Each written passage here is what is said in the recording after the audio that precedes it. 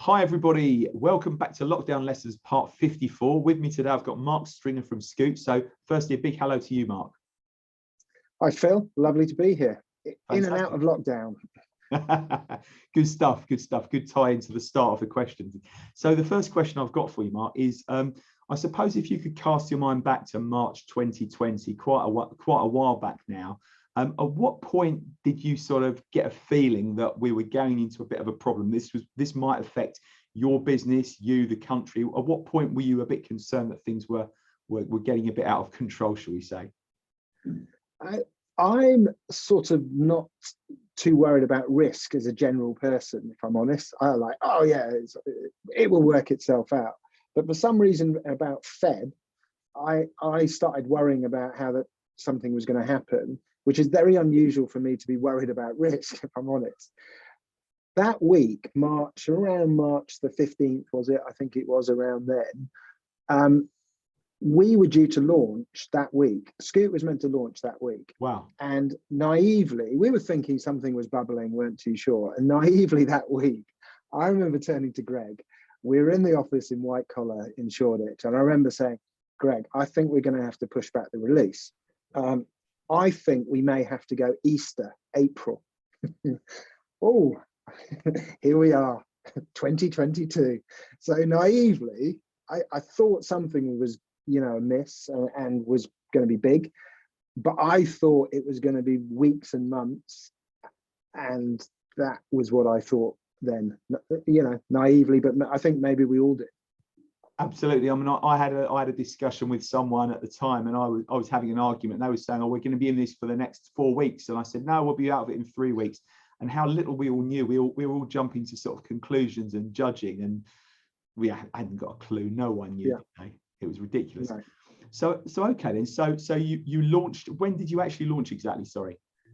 So what happened was March 2020, we decided actually we're going to delay the launch. And at the time, we were a social mobility app connecting friends who drive with friends who need lifts. So our view was to be carbon negative, sort of carpooling app. And we decided actually to delay the launch. And rather than get mothballing and stopping, we actually doubled down and took everyone from offshore, onshore, recruited 20 people. And we just kept thinking it was coming. So, we're going to go. We're going to go. And it obviously didn't. And in that time, we just kept iterating. So we applied for, an award from Innovate UK, and we created an errands function to help people with mobility during lockdown, thinking the carpooling was going to come out, for the new university term, because we were targeting young people. And just every month, probably like we are now, we are allowed to go on holiday. No, France has said we can't. And we just, I suppose, naively were optimistic. And actually, we just kept iterating little product releases right the way through the time, which, is wearing, but that is really what we did into the evolution that we are now. Fantastic. So talk to me about the evolution that you're in actually at the moment in your final iteration in terms of what you actually do and how you help people, Mark. Yeah. So, as I say, we were, connecting people who drive with people who need lifts, the iteration then into an errands function to help with mobility of people who were self-isolating. On that journey, we began to really understand the idea of, we were a B2C business back then. Really, the iteration was actually, hold on, people are coming back to the office. You need to move people twice a day. People are wanting an alternative to public transport. And this word ESG popped up, and we were already carbon negative. So our iteration changed to go, actually, we're going to go to B2B2C, being business to business to community, helping people move from it. And this idea of carbon time bomb net zero was bubbling up. And we were kind of a little bit at the forefront already in that space. And what we realized was that 25% of all carbon emissions are from car transport. And actually, how do you reduce it? Every mile you drive, 300 grams of carbon comes out the back of your car. 700 million balls are bouncing down our roads every single day. So we lent into that from a B2B carpooling perspective. On that journey, the next, I suppose, iteration of that were people saying to us, okay, terms being bandied around even now, people going scope 1, scope 2, scope 3, how you measure your carbon emissions. And what happens for us is this: people said to us, can you do more? Can you do more than mobility and transport? So actually we have an app for carpooling, patented app, which is brilliant. But actually now we've moved to being a climate platform, helping identify, offset and avoid CO2 across the business. And we have a load of green solutions that actually you can implement today. So simple carbon calculators, ability to actually in hospitality to try and offset your food miles, the ability on Shopify to add something in for events, to actually think about what your carbon emissions are, through to the carpooling of reduction and avoidance. So this idea of offsetting is a bad thing. It's not if you bookend it with identify, offset and reduction. And so for us, we're moved to this what we call the SKOOT ecosystem of helping remove and reduce your carbon footprint. Lovely. So just out of interest, then why do businesses engage with you? Then what's the main benefit for them, Mark? I think what we're finding, there is a sense of willingness to get to net zero. Like, would you like to be a better citizen, a better company? Yes, please. Do you know what you're going to do? No. I'm overwhelmed, I'm confused, I don't understand the terminology, particularly in SMEs who don't have sustainability directors. So for us, taking away some of that pain, making it simple, really that idea, can I do something today? It may not be quite right, it may be wrong, I want to do something today. And that's our approach, to make it simple. It's a very complex problem, and that needs a very simple solution. Because if you add complexity, you lead to inertia. And our view, very much, there are big problems. 770 million tons of carbon in the UK every year we need to get rid of. Well, the simple problem is divided by the population, you get to about 11 tons. Well, I reckon I can own 11 tons. So think about that from a business perspective. How do we actually make it a small problem for people that they can act today to deal with, not the big problem that I know my daughter says to me, it's not my problem, it's too big, you created it, you sort it out. She's 17, as you'd imagine, not my problem. But the reality is, when I say to her, well, get in the app, press start, press stop, you can drive green miles. In a shop, you can add a tree to offset the distribution, to offset the food miles. So think, making it simple for businesses to do something today. Fantastic. So since you've actually started up the final iteration of SKOOT, the most recent one probably, what sort of wins have you had along the way then, Mark? Wins, scars, late nights. I mean, I think the wins that we've got to is this, SKOOT ecosystem, the identify, offset and avoid. The wins of going, focusing on hospitality and restaurants, focusing on e-commerce, focusing on the ability to working with service providers, as it were, whether accountants, lawyers, agencies, going, actually, here's a simple carbon calculator, here is an impact profile that shows you what to do. Every single business who works with us has a forest, an impact profile forest, enabling them to showcase that they're doing something good. We enable a business to offset all their staff's personal carbon as well. And each of those members of staff get their own forest. And our ecosystem joins up, and we've got an open API. And for us, the wins are from, the little wins. Every day is a little win. When you see someone's used the carbon calculator, we see 37,000 people who've downloaded the app. We see, the 5-star reviews, coming through. For me, I've learned that it's the small wins that make the difference, because the big win never happens. What is the big win? And I think it's that, actually every day I'm like a little kid in a sweet shop, like, oh, someone said they liked it. It sort of validates the thought that you've got something really exciting. And every time someone, gets their impact certificate, it's lovely to see that. Fantastic. So over the past few months, then, what would you say your biggest challenge has been to overcome, and how did you manage to cope with that then, Mark? Yeah, I think, when you're in startup mode, and you've got this constant evolution anyway in every business, it's about focus. And that's the challenge for all of us. No different in our day jobs, whatever you're doing, whatever company you're in. But even more so when you've got this landscape of uncharted territory of sustainability, of wanting to do something, and you've got a shopping list of things that you can do, like back to the sweet shop. Oh, we could do that. We could do this. And really trying to make sure that we focus and put things out there, see whether it gets traction, and double down and move on. There's that saying, fail fast. I don't know anyone who's failed fast, if I'm honest. You do have a fail fast, a meteoric rise and a crash, but generally in business, you don't fail fast. You suffocate very slowly because no one wants to give up.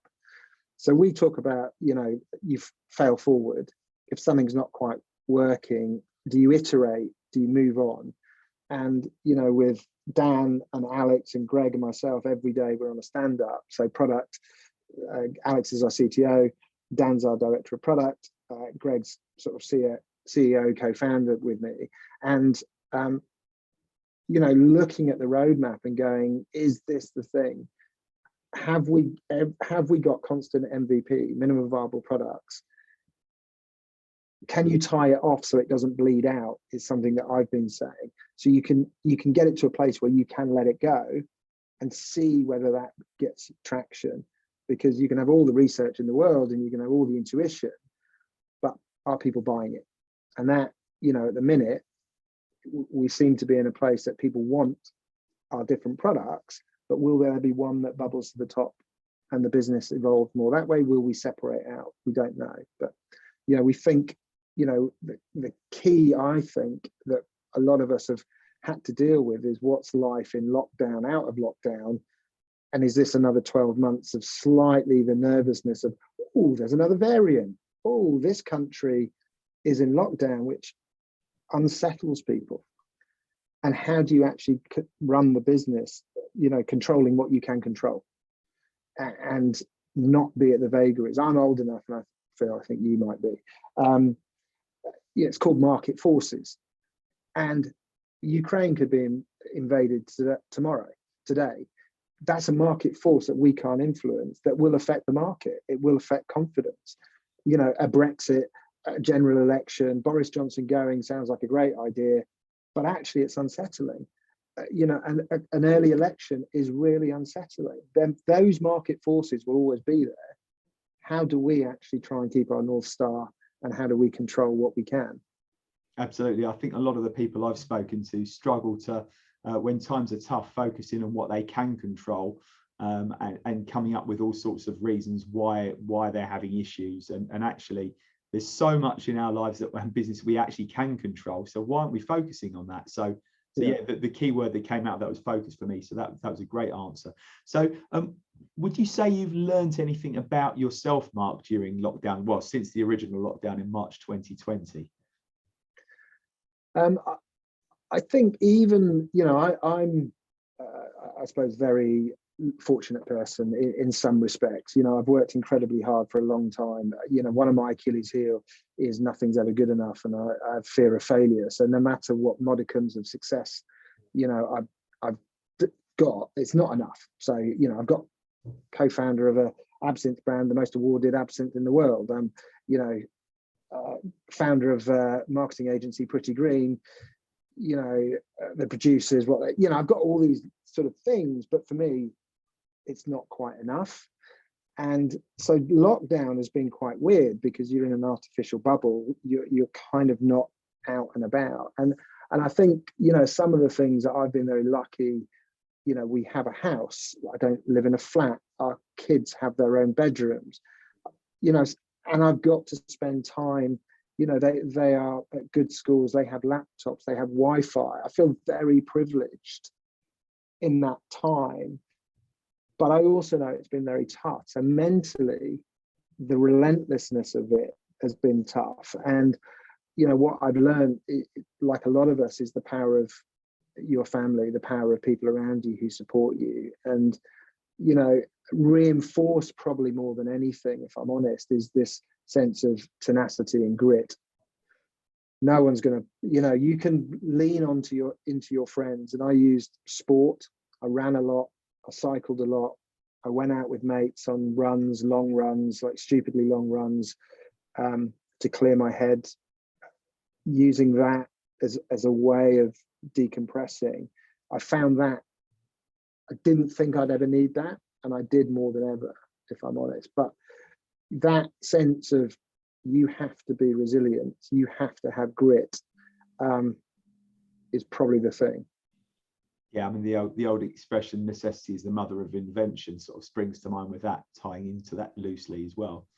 When you're up against it, what are you going to do? Because you have to make a change some way, shape or form, right? You can't just carry on doing what you've always been doing and fingers crossed. We weren't allowed to. We were physically not allowed to do what we wanted to do. So we had to adapt. And a lot of people I've spoken to on these interviews, Mark, have said that exact same thing. Resilience has probably been the number one thing that they've actually noticed. And another person said to me recently, it's a case of maybe we're not going to be defined by what we do as a business owner anymore. Maybe we've realized that actually there are other aspects to our life that we need to focus on a little bit more to maintain that balance.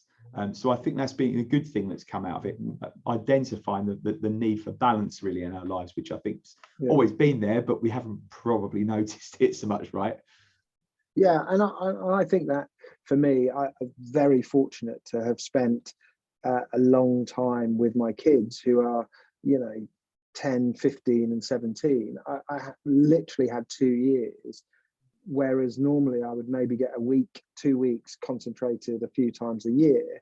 I had an amazing time getting to know them as a family unit, which I don't know whether other generations will get. And I feel very, very fortunate for that. But it's tough. Don't get me wrong. It's been incredibly tough to be in a startup mode, to be chairman of, agencies, and you're trying to manage people, you're trying to manage cash flow, you're trying to manage fundraisers, and you're in an artificial world, and you're not sure of when it will end. And I think, if there are people who say it hasn't been tough, I call bullshit, if I'm honest. And because I think we've all had our own challenges, whether they're personal, family, friends, deaths, whether it's work. And I think the reality is, if, sometimes you can have a mask across it in business and life, but I don't think it helps. I think sometimes, I am a David Goggins, Mel Robbins type of own your shit, get it done. It's you. But that's not always easy, because you need other people. I'm very lucky with the partners I have around me in a business capacity that I trust, that I can put my hand on and go, I'm having a tough day. And that's not a sign of weakness. I think that's a sign of strength. But you need people not to judge you because you're having it doesn't run well every day. You don't win every day. Those small wins, our jobs as leaders and business owners is often to focus on the things that don't go well. That can be tough, because your world can become quite negative, because all you're doing is dealing with problems all day. And sometimes that, it gets to us.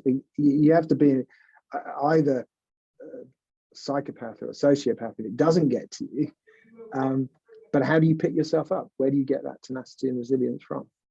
Absolutely. So final two questions I've got for you then, Mark, are if your ideal customer is watching this right now, what do they look like and how can you go about helping them? I would say you're either, on Shopify, you're either a restaurant, hospitality business, and you know that you need to be more sustainable. You need to demonstrate that. You need to find ways to offset your food miles, your distribution, and just demonstrate your greenness for your customer, because they're asking, they want to know. We're making choices based on your sustainability and not tokenism. Absolutely, through your chains. So definitely those types of businesses. And I would say SMEs from a business perspective who want to do something for their staff, who don't know how to do a carbon calculator, who want something simple. Our calculator, it's 5 steps, it's done. It's a great starting place. You can auto offset and do something today, and get it. How many trees did you plant last week? How many carbon offsets did you buy? I'd argue 0. It's your stuff. If it was running tap, it was recycled, sat in a pile, you do something about it, because you can't see it, you kind of ignore it, but we're giving you the tools to sort of not ignore it and do something now. Amazing. So if anyone wants to get involved and wants to find out more about how you work then, Mark, how best can they reach you? So you can get me on, I love LinkedIn, so you can find me on LinkedIn, or send me an email at help@skoot.eco. So www.skoot.eco is where the business is and SKOOT is, but help@skoot.eco. Drop me an email, find me on LinkedIn. You can find me on Instagram, Strings London, but I'm just posting things about running and nonsense like that. But, reach out to me, DM me on LinkedIn, or connect with me. If you try and sell me something, I'll sell you something back. So, have you ever thought about using LinkedIn to generate business? Have you ever thought about offsetting your carbon or reducing your carbon footprint? So yeah. Absolutely. Well, thank you so much, Mark. It's been an absolute pleasure. And yeah, catch up soon. Brilliant. Thanks, Phil. Take care. Thanks, everyone. Take care. Bye.